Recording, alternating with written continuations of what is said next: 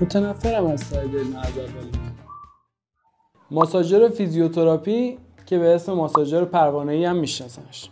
8 تا مود مختلف داره، کاملا شارژی هستش، 2 بخش جدا از هم داره که یه قسمت فکر کنم تامین برقش و برنامه‌اش اینجا وجود داره و یه بخشی هم که میچسبه به بدنتون.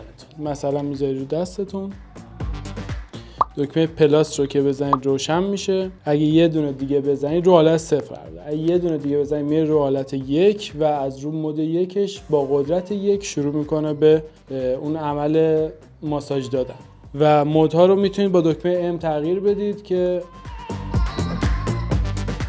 این کار من نیست، کار ماساژوره. واقعا کار خودش بود؟ واقعا کار خودش بود. به این صورت عضله رو درگیر میکنه و البته عصبای عضله رو درگیر میکنه. برای ماهیچه‌هایی که آسیب دیده هستن میتونه یک دستگاه خیلی خوب باشه. البته پیشنهاد میشه حتما فیزیوتراپی برید، ولی اگه مشکل خیلی کوچیکه با همین ماساژور پروانه‌ای هم میتونید کارتون رو راه بندازید.